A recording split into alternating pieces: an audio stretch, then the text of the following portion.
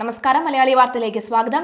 ആലുവയിൽ നിന്ന് 12 വയസ്സുകാരിയെ തട്ടിക്കൊണ്ടുപോയ സംഭവത്തിൽ കൂടുതൽ നിർണായക വിവരങ്ങൾ പുറത്ത്. ഓച്ചിറ സ്വദേശിയായ അഭിജിത്തിനെതിരെ പോക്സോ വകുപ്പുകൾ ഉൾപ്പെടെ ചുമത്തിയാണ് പോലീസ് കഴിഞ്ഞ ദിവസം കേസ് എടുത്തത്. 2 മാസം മുൻപുള്ള ഒരു ട്രെയിൻ യാത്രയിലാണ് ഇരുവരും ആദ്യമായി പരിചയപ്പെടുന്നത്. ട്രെയിനിൽ വെച്ചുള്ള ആ പരിചയത്തിൽ ഇൻസ്റ്റഗ്രാം ID കൈമാറുകയും തുടർന്ന് മെസ്സേജുകൾ അയച്ച് ഇവർ കൂടുതൽ അടുക്കുകയുമായിരുന്നു. പിന്നീട് ഇവർ പ്രണയത്തിലായതോടുകൂടി പല സ്ഥലങ്ങളിൽ വെച്ച് കാണാറുണ്ടായിരുന്നു. ചെറായിൽ ബോട്ടിൽ മത്സ്യബന്ധന തൊഴിലാളിയായി ജോലി ചെയ്തു വരികയായിരുന്ന ഇയാൾ ട്രോളിംഗ് നിരോധനം വന്നതോടുകൂടി ഐസ്ക്രീം വിൽപ്പനയും നടത്തി വരികയായിരുന്നു. തുടർന്ന് കഴിഞ്ഞ ദിവസങ്ങളിൽ ഇരുവരും ബന്ധപ്പെട്ട് എത്രയും പെട്ടെന്ന് നാടുവിടാൻ തീരുമാനിക്കുകയായിരുന്നു. അഭിജിത്തിനൊപ്പം മുൻപ് ജോലി ചെയ്തിരുന്ന ഡൽഹി സ്വദേശിയായ ഇതര സംസ്ഥാന തൊഴിലാളിയുടെ വീട്ടിലേക്ക് പോയി ഒന്നിച്ച് ജീവിക്കുക എന്ന ലക്ഷ്യത്തോടെയാണ് കുട്ടി വീട് വിട്ടിറങ്ങിയതെന്നാണ് പോലീസിന് ലഭിച്ച മൊഴി.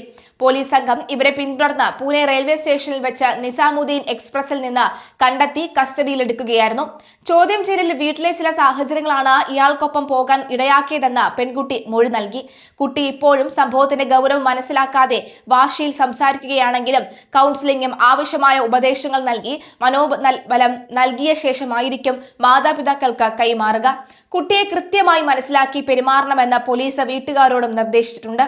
ജൂലൈ 25 രാത്രി 8:30 സമീപത്തുള്ള സഹപാഠിയുടെ വീട്ടിൽ ബുക്ക് വാങ്ങാൻ പോകുന്നു എന്ന് പറഞ്ഞ് ഇറങ്ങിയ പെൺകുട്ടി തിരികെ വരാതിരുന്നതിനെ തുടർന്ന് ജൂലൈ 26 വെളുപ്പിന് 3 കുടുംബം പോലീസ് സ്റ്റേഷനിൽ വിവരം അറിയിക്കുന്നത്. പരാതി ലഭിച്ച ഉടൻ തന്നെ നൈറ്റ് പെട്രോളിംഗ് സംഘത്തെ സംഭവ സ്ഥലത്തേക്ക് അയക്കുകയും ജില്ലയിലെ എല്ലാ പോലീസ് സ്റ്റേഷനുകളിലേക്കും വയർലെസ് വഴി സന്ദേശം കൈമാറുകയും ചെയ്തു. പെൺകുട്ടി സഹപാഠിയുടെ വീട്ടിൽ ചെന്നിട്ടില്ല എന്ന് ബോധ്യപ്പെട്ട പോലീസ് കുട്ടിയുടെ കൈവശമുണ്ടായിരുന്ന സ്വിച്ച് ഓഫ് ചെയ്ത ഫോൺ കേന്ദ്രീകരിച്ച് അന്വേഷണം ആരംഭിച്ചു. തുടർന്ന് നടത്തിയ അന്വേഷണത്തിലാണ് മുൻപ് ട്രെയിൻ യാത്രയ്ക്കിടെ പരിചയപ്പെടുകയും പിന്നീട് ഇൻസ്റ്റഗ്രാം വഴി സൗഹൃദം തുടരുകയും ചെയ്ത അഭിജിത്ത് എന്ന യുവാവിനെ കുറിച്ചുള്ള വിവരങ്ങൾ ലഭിക്കുന്നത്. സംഭവ ദിവസം രാത്രി 9 മണിയോടെ പറവൂരിൽ നിന്നും ഓട്ടോറിക്ഷയിലെത്തിയ അഭിജിത്ത് മണ്ടേല ജംഗ്ഷനിൽ വെച്ച് പെൺകുട്ടിയെ കൂടെ കൂട്ടുകയായിരുന്നു. പ്രദേശത്തെ CCTV ദൃശ്യങ്ങൾ പരിശോധിച്ച് ഓട്ടോറിക്ഷ ഡ്രൈവറെ കണ്ടെത്തി ചോദ്യം ചെയ്തപ്പോൾ ഇരുവരെയും ആലുവ സീമാസിന് സമീപമാണ് ഇറക്കിവിട്ടതെന്ന് മൊഴി ലഭിച്ചു. തുടർന്ന് ഇരുവരും ആലുവയിൽ നിന്ന് ബസ് മാർഗം കോഴിക്കോടേക്ക് കടക്കുകയായിരുന്നു. പ്രതിയുടെ ഫോൺ ഓണായപ്പോൾ ലഭിച്ച ആദ്യ ടവർ ലൊക്കേഷൻ കാസർഗോഡ് കാണിച്ചതിനെ തുടർന്ന് SI സതീഷ് കുമാറിന്റെ നേതൃത്വത്തിലുള്ള സംഘം ഉടൻ അങ്ങോട്ട് തിരിച്ചെങ്കിലും ഇവർ എത്തുമ്പോഴേക്കും അടുത്ത ലൊക്കേഷൻ മുംബൈയിലെ ധാരാവിയാണെന്ന് വ്യക്തമായി. ഉന്നത ഉദ്യോഗസ്ഥരുടെ നിർദ്ദേശപ്രകാരം പോലീസ് സംഘം ഉടൻ മുംബൈയിലേക്ക് തിരിച്ചു. എന്നാൽ ഫോൺ വീണ്ടും ഓണായപ്പോൾ ഇവർ കോലാപ്പൂർ ഭാഗത്തേക്ക് മടങ്ങുന്നതായി കാണുകയും തുടർന്ന് അന്വേഷണം വിപുലീകരിക്കുകയും ചെയ്തു.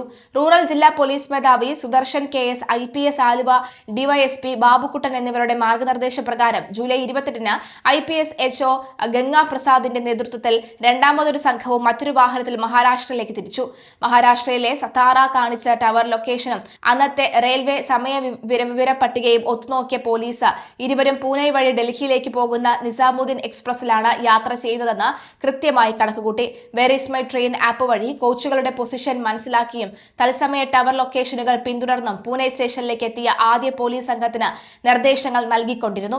പുലർച്ചെ 4 മണിക്ക് പൂനെ റെയിൽവേ സ്റ്റേഷനിലെത്തിയ നിസാമുദ്ദീൻ എക്സ്പ്രസിന്റെ ജനറൽ കമ്പാർട്ട്മെന്റുകളിൽ മഹാരാഷ്ട്ര പോലീസിന്റെയും റെയിൽവേ പോലീസിന്റെയും സഹായത്തോടെ നടത്തിയ തിരിച്ചറിയലിലാണ് പെൺകുട്ടിയെയും അഭിജിത്തിനെയും പോലീസ് തടഞ്ഞുവെച്ച് കസ്റ്റഡിയിലെടുത്തത്. മുൻപ് അഭിജിത്തിനൊപ്പം മത്സ്യബന്ധന ജോലി ചെയ്തിരുന്ന ഡൽഹിക്കാരനായ നിസാമുദ്ദീൻ എന്നയാളുടെ അടുത്തേക്ക് പോവുകയായിരുന്നു തങ്ങളെന്ന ചോദ്യം ചെയ്യലിൽ വ്യക്തമാക്കി. കുട്ടിയുടെ സുരക്ഷ ഉറപ്പാക്കിയ പോലീസ് സംഘം ആവശ്യമായ നിയമ നടപടികൾ പൂർത്തിയാക്കിയതായി ഇരുവരുമായി നാട്ടിലേക്ക് തിരിച്ചെത്തുകയും ചെയ്തു. പിന്നാലെയാണ് അയാൾക്കെതിരെ ഓർച്ചിറ പോലീസ് സ്റ്റേഷനിൽ നിന്ന് ലഭിച്ച വിവരത്തെ തുടർന്ന് ഇയാൾ മുമ്പും ചില കേസുകളിൽ പ്രതിയായിരുന്നു എന്ന് മനസ്സിലാകുന്നത്. പിന്നീടാണ് ഇയാൾക്കെതിരെ പോക്സോ ചുമത്തിയത് എന്നാണ് മനസ്സിലാകുന്നത്.